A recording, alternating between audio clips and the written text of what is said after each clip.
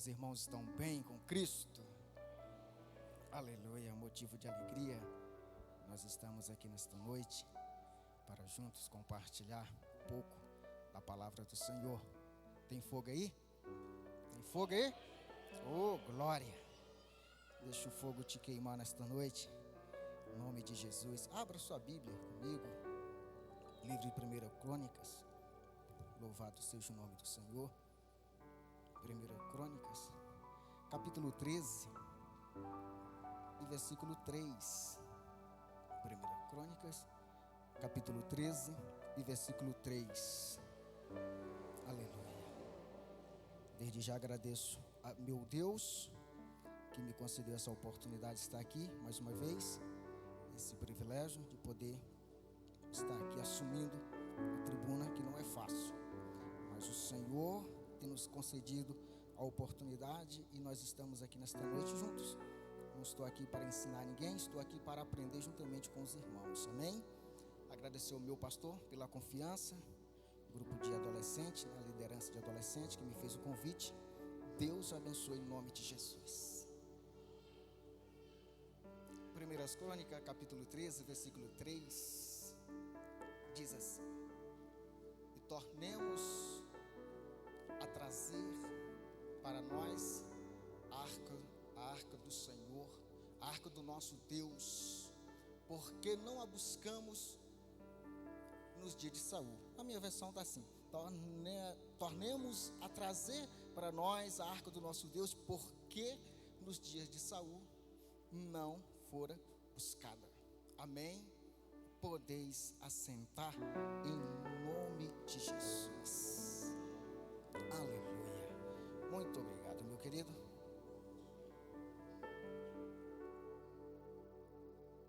Meus queridos, para nós entender um pouco dessa palavra, desse versículo que foi citado pelo Davi, rei Davi, na sessão de buscar, preocupação de buscar a arca, nós vamos voltar um pouquinho lá atrás no livro de Êxodo, quando o povo sai do Egito e ali Deus fala para Moisés construir o tabernáculo.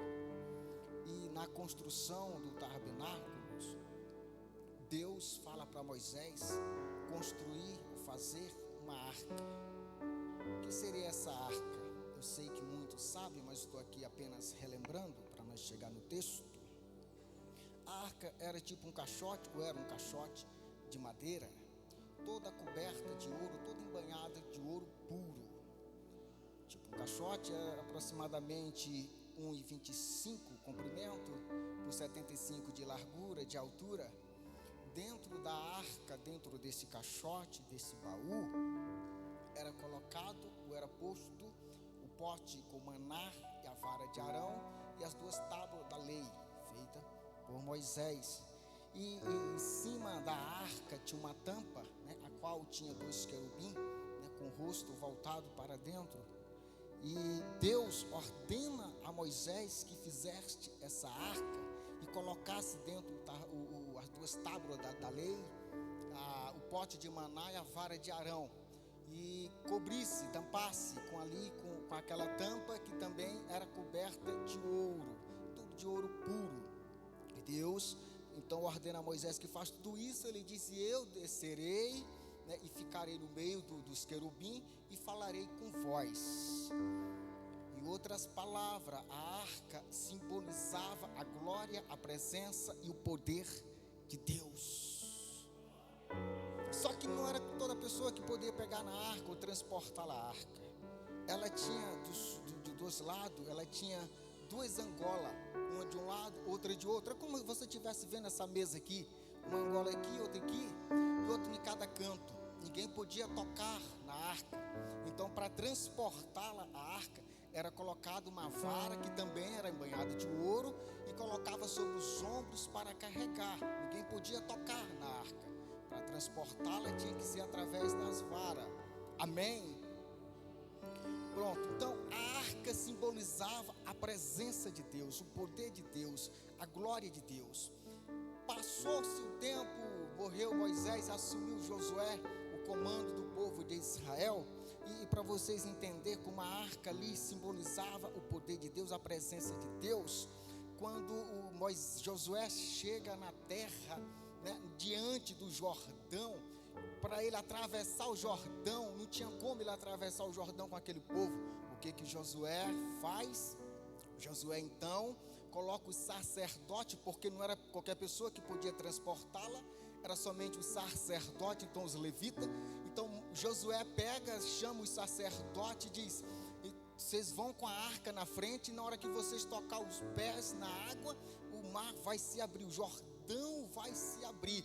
E sucedeu que fez isso. Os sacerdotes pegaram a arca pelos ombros, segurando na vara, e quando eles pisam no Jordão, a Bíblia diz que a água é partida no meio. Então se abre, o povo de Israel passa o Jordão, como a presença de Deus estava ali. Aleluia. Também a arca era levada muitas vezes para as guerras, para as batalhas, simbolizando a presença de Deus no meio da guerra, da batalha. Sucedeu que uma vez o povo de Israel estava na guerra, estava na batalha contra os filisteus, e ali o Israel estava perdendo a guerra. Então o povo diz: vamos buscar a arca para a batalha. Só que nesse dia a presença de Deus não resolveu. Sabe por que não resolveu? Porque Deus permitiu que os filisteus vencessem a guerra por causa do pecado do povo. Então mesmo Israel estava perdendo a guerra, então eles dizem: traz a arca para o meio do arraial. Quando eles trazem a arca para o meio do arraial, Deus ali mesmo, ali presente, Deus permitiu que Israel perdesse a batalha por causa dos filhos de Eli que estavam em pecado. Louvado seja o nome do Senhor. Isso é muito importante nós entender, porque a presença de Deus, ela é santa, e não é qualquer pessoa que consegue chegar perto da presença de Deus. O pecado às vezes afasta nós da presença de Deus. Nesse dia Deus estava na guerra, mas Ele permite os filisteus vencerem a guerra. Aí você diz: irmão Raí, mas Deus estava lá, por que Deus fez acontecer isso, deixou acontecer isso? Eu te explico o tamanho do nosso Deus. Aleluia. É muito interessante, muito importante nós entender. Israel perde a guerra, muitos são mortos ali, e depois os filisteus, depois que vence a batalha contra Israel, eles pegam a arca e levam para sua terra, a terra dos filisteus. E sabe o que acontece? Os filisteus pegam a arca e colocam no templo de Dagon, que era o Deus dos filisteus. E para você entender o tamanho do Deus que você serve, você vai entender agora. Eles pegam a arca e colocam de frente aos pés de Dagon, uma estátua que tinha dentro do templo de Dagon. Coloca a arca ali, como se diz: agora você, ó Jeová, você adora agora o nosso Deus. Só que a minha Bíblia diz que na madrugada do dia seguinte, os homens dos filisteus foram lá, e chegou lá, ô irmão Alfredo, Dagon estava caído diante da arca. Vocês não entenderam? Os homens chegam lá e vê Dagon caído de bruços diante da arca. Eles pegam, levantam a estátua de novo e colocam de pé, dizendo: Jeová, adora a Dagon, o nosso Deus. Na madrugada seguinte eles voltam de novo, e agora estava diferente. A minha Bíblia diz que os braços de Dagon estavam cortados, a cabeça estava cortada, porque adorai só Deus. Só Ele é grande. Esse é o Deus que nós servimos. Esse é o Deus que você serve, meu querido. Não há outro. Quando Jesus estava lá no deserto, lá que o diabo aparece para ele: oh, te dou tudo isso se postar e me adorar. Ele disse: somente a Deus adorarás. Não há outro. Os filisteus colocou ali diante de Dagon, como se diz: agora adora. Mas Dagon não resistiu à glória de Deus e se prostrou diante de Jeová. Aleluia. Quando os homens chegam ali, que vê Dagon cortada a cabeça, os braços, só o tronco, eles ficam desesperados, porque Deus agora começa a ferir o povo. E aqueles que não morriam, nascia um tumor sobre o seu corpo. E foi grande o número de pessoas que morreram. Então, tanto que eles ficaram preocupados e disseram: nós não queremos mais essa arca.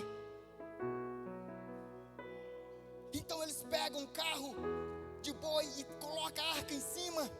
E isso é magnífico. Quando eu estava lendo essa história, que eles colocam a arca, devolvendo a arca para os israelitas. E a Bíblia diz que eles colocam e ficam olhando de longe. E os bois, pastor Hamilton, eles vão retinho, não desviam nem para a direita nem para a esquerda, pastor Adilson. Como se Deus estivesse direcionando o caminho dos bois ali naquele momento. Porque é muito fácil você pegar um animal e seguir com ele. Eles não foram, ficaram tão com medo de chegar próximo da arca, porque o povo já estava morrendo. E eles só colocaram em cima do carro de boi e deixaram seguir. E a arca o guiava para o caminho reto. Aleluia. Então a arca chega na cidade dos levitas. E quando a arca chega lá, o povo fica muito alegre com a presença da arca ali, que é devolvida de novo. Eles fazem o holocausto ali, sacrificam ali e pegam a arca. Só que eles começam, sabe aquele crente curioso? Olhar o que tinha dentro da arca. Aí Deus começa a matar de novo. Deus começa a ferir o povo. E eles ficam desesperados. E eles entendem que o Deus é tão santo, aquele Deus da arca é tão santo, que ninguém poderia se aproximar dele. Porque o povo estava olhando, querendo ver o que tinha dentro da arca, e não podia. Era somente os levitas, os sacerdotes, que mexiam com a arca. E eles então disseram: nós não queremos a arca aqui. E transporta de novo a arca. E quando a arca chega em uma cidade chamada Criate, a 16 quilômetros aproximadamente de Jerusalém, a Bíblia diz que ela fica ali. Ficou 7 meses na terra dos filisteus, e agora 20 anos aproximadamente longe de Jerusalém. Aleluia. Louvado seja o nome do Senhor. E a Bíblia diz que o povo de Israel ia até lá, essa cidade, fazer lamentações diante do Senhor, que a arca representava Deus. Agora então vem Saul, o novo rei de Israel. Louvado seja o nome do Senhor. Saul assume o reinado, mas ele não se preocupa em buscar a arca para trazer para Jerusalém. Ele não se preocupa em buscar a arca, mesmo sabendo que a arca representava, simbolizava o poder de Deus, a presença de Deus, a glória de Deus. Mas ele não foi atrás da arca, ele não foi buscar a arca. Passa o reinado de Saul, agora vem Davi. Isso é magnífico, porque quando Davi assume o reinado, ele reúne os principados ali, os anciões, os sacerdotes. Aí ele diz o texto que nós lemos: tornaremos a trazer para nós a arca do nosso Deus.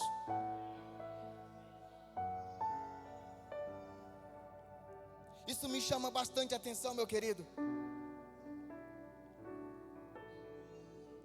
porque Davi sabia o que a arca representava.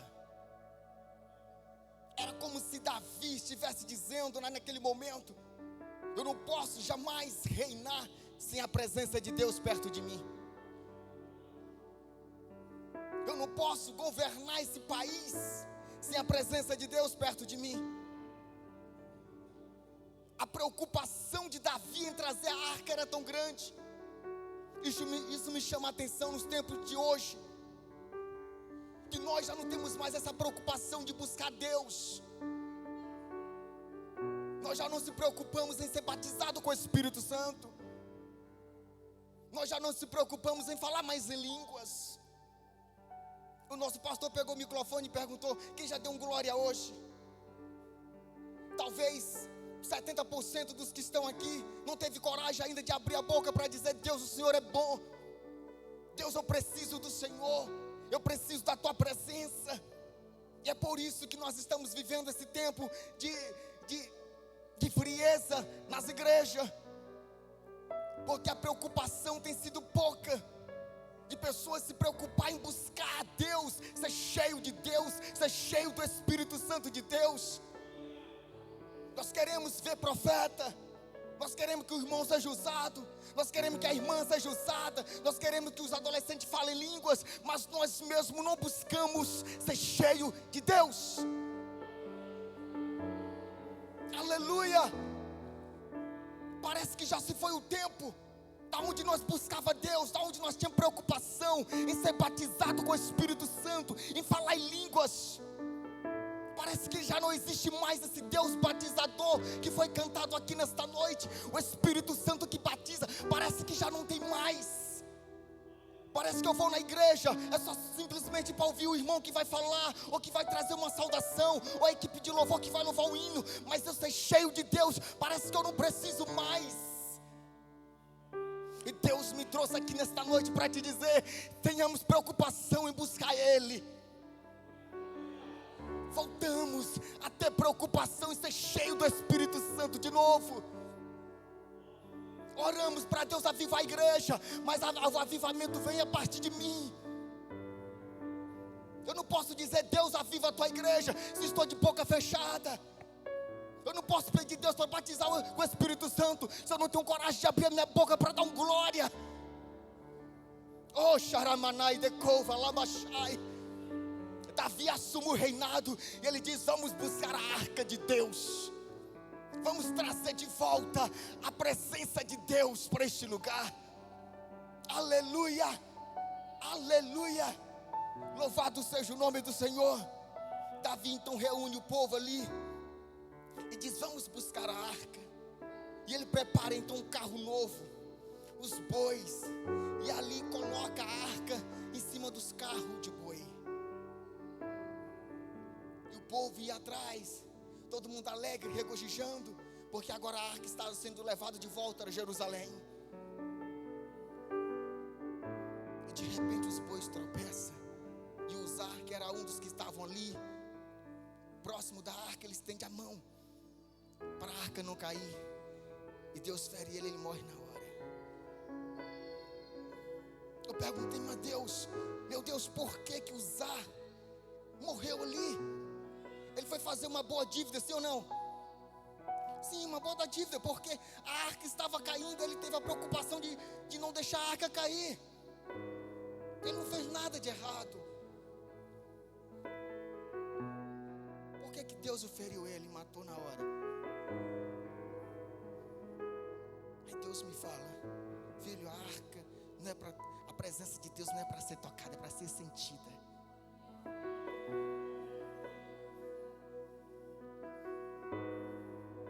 Não é para se tocar, é para se sentir. E nós sentimos elas aqui, ó. Nós sentimos ela aqui, ó, dentro de nós. Muitos querem tocar na presença de Deus, ao invés de sentir, abrir o coração e sentir a presença de Deus. Aleluia. Davi se desespera neste momento. E é interessante que ele diz, no versículo 12 do próprio capítulo 13, ele se desespera porque Deus feriu Uzá e ele morreu na hora. E a preocupação de Davi era: temeu Davi ao Senhor naquele dia e disse: como trarei a mim a arca de Deus? Mesmo uma pessoa morrendo, mas Davi tinha preocupação de trazer a presença de Deus para perto dele. Como trarei a mim a arca de Deus? Como que eu posso ser cheio do Espírito Santo? Como que eu posso ser batizado com o Espírito Santo? Como eu posso falar em línguas? O que fazer para falar em línguas? O que fazer para ser batizado com o Espírito Santo? O que fazer para ser renovado? Essa preocupação é que nós temos que ter na nossa vida. Como trazer, como atrair a presença de Deus para a minha vida. Aleluia. Louvado seja o nome do Senhor. Aleluia. E naquele momento a arca, Davi não leva a arca, mas ela é encaminhada para a casa de Obed-edom. E ali a Bíblia diz que assim ficou a arca de Deus com a família de Obed-edom 3 meses. E o Senhor abençoou toda a casa.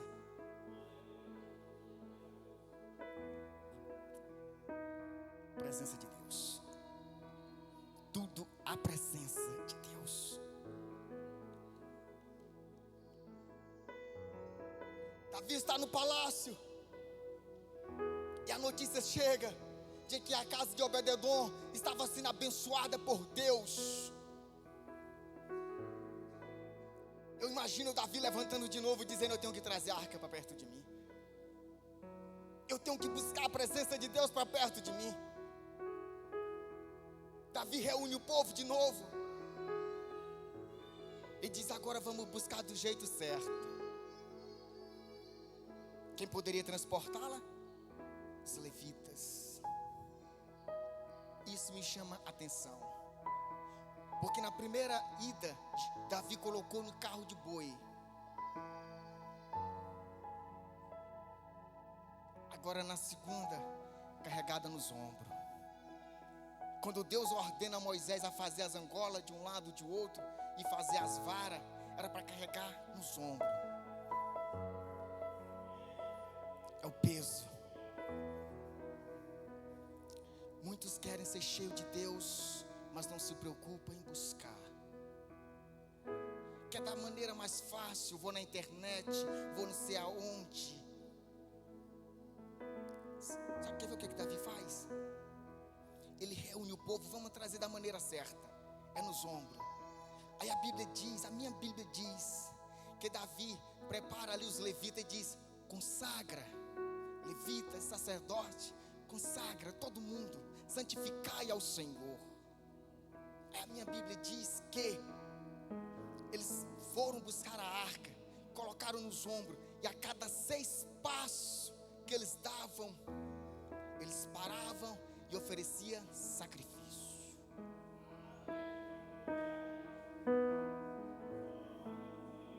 Eu quero ser cheio de Deus, mas eu não pago preço. Eu quero ser um pregador, mas eu não pago preço. Eu quero ganhar almas, mas eu não pago preço. Eu quero que a minha vida muda. Eu quero que a presença de Deus venha até a mim, mas eu não pago preço. Eu quero ser um bom líder, eu quero ser um bom funcionário na empresa, eu quero ser aquilo e aquele outro, mas eu não pago preço. Era tão fácil colocar a arca no carro de boi e seguir, sim ou não? Sim, não tinha preço. Todo mundo ia ali de boa, tranquilo. Nos ombros tem um peso. Era aproximadamente 16 quilômetros até Jerusalém. Era como daqui, não sei se poucos conhecem Santa Luzia, era mais ou menos aqui no Santa Luzia. Agora imagina, carregando nos ombros.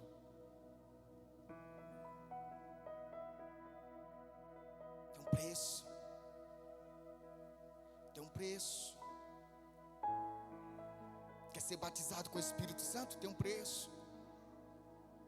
Eu já falei aqui uma vez, quando eu me converti, eu queria ser batizado com o Espírito Santo.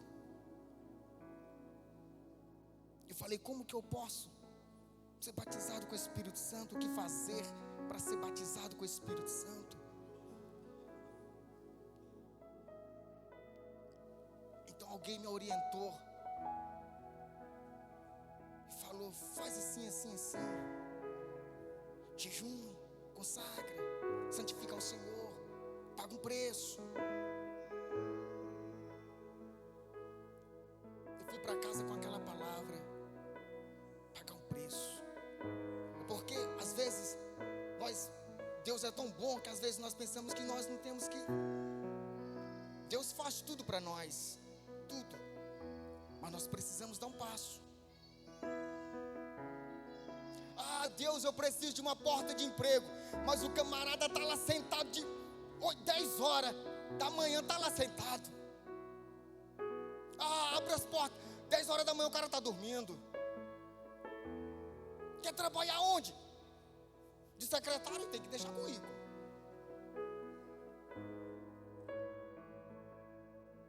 Jesus, abre a porta no lugar assim, assim, assim. Está fazendo alguma coisa?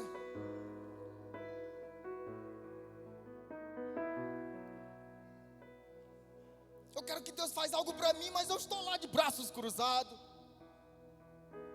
Eu quero ser batizado com o Espírito Santo, mas não abro a boca para dar um glória. Eu quero ganhar alma, mas eu não tenho coragem de sair na rua. Não tenho coragem de falar de Jesus para os meus colegas de trabalho, aonde eu passo.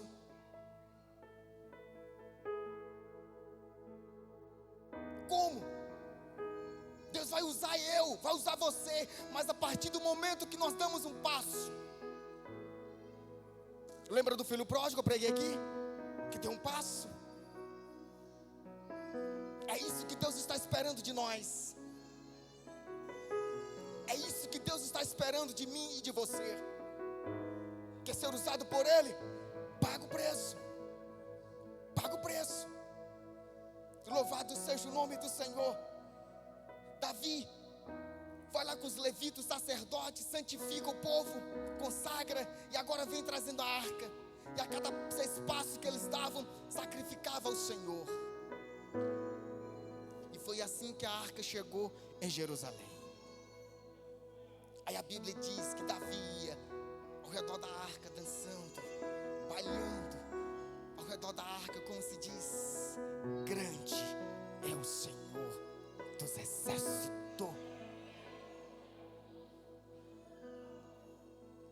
Eu acho interessante, pastor Hamilton, que a Bíblia vai dizer que ele tira aquela roupa de rei, para se dizer assim, rei, diante de Deus. Não, só ele é rei.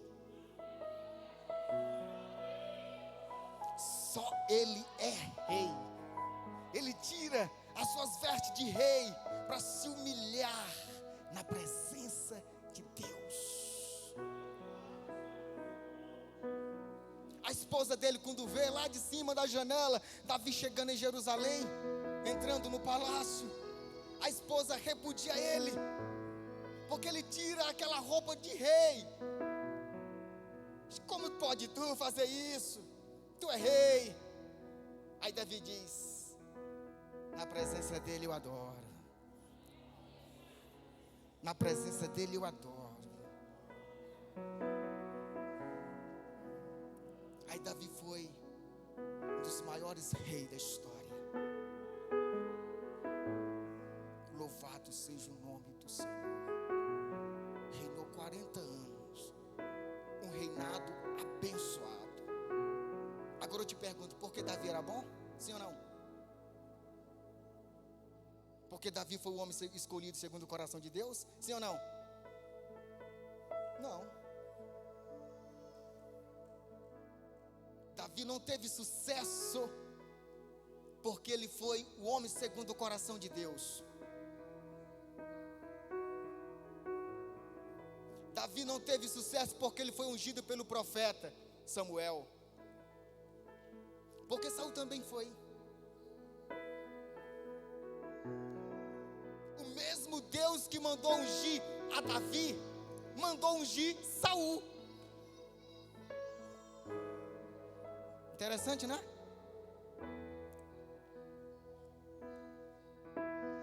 Por que Davi foi tão abençoado?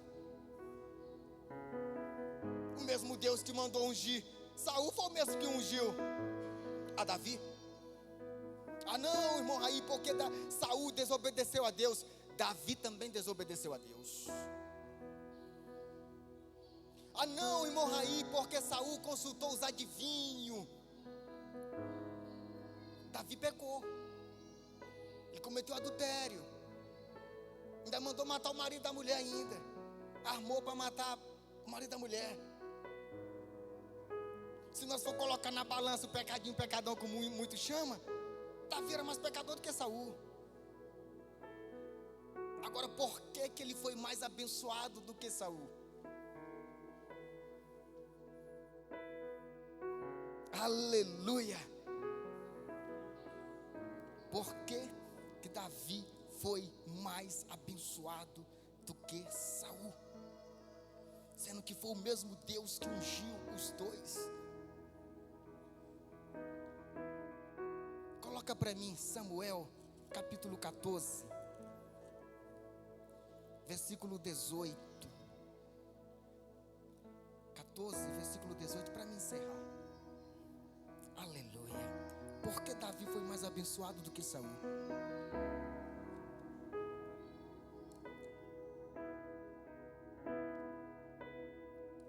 Primeiro Samuel, capítulo 14, versículo 18. Eu vou ler aqui. Saul disse a Aí: trazei aqui a arca de Deus. Aí. Então Saul disse a Aí: trazei aqui a arca de Deus, porque naquele dia estava a arca de Deus com os filhos de Israel, mas estava longe de Jerusalém, estava na batalha. Próximo versículo, estava na guerra. Aleluia, próximo versículo, por favor. Louvado seja o nome do Senhor. Aleluia. Ele mandou trazer a arca, certo? Sucedeu o que? Estando Saul ainda falando com o sacerdote, o alvoroço que havia no arraial dos filisteus, o povo já estava com medo. Quando ele manda trazer a arca, o povo já estava com medo, porque já sabia, já conhecia como é que era Deus. Começou o alvoroço que havia no arraial dos filisteus, e aí crescendo muito, se multiplicava. Pelo que disse Saul ao sacerdote: retirai a tua mão. Eu vou ler na minha versão, para vocês entenderem. Enquanto Saul falava ao sacerdote, o alvoroço que havia no arraial dos filisteus crescia mais e mais. Pelo que disse Saul ao sacerdote: desista de trazer a arca.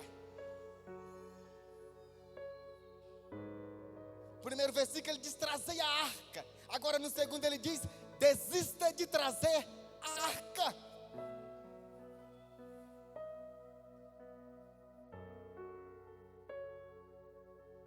Sabe qual é a diferença de Davi para Saul? Mesmo Davi sendo pecador, mesmo Davi nas suas fraquezas, mesmo Davi sabendo que não era nada, ninguém, nunca desistiu da presença de Deus.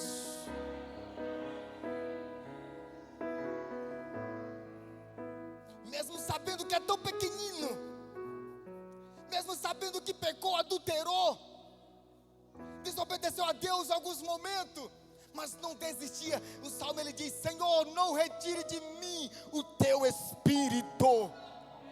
Essa é a diferença daqueles que servem e que não servem a Deus. A presença de Deus é que faz a diferença na minha e na sua vida. Não é porque eu sou bom, não é porque eu sou um homem escolhido segundo o coração de Deus, não é porque o profeta foi lá e me ungiu no meio dos meus irmãos. Não. É porque Davi se preocupava em ter a presença de Deus.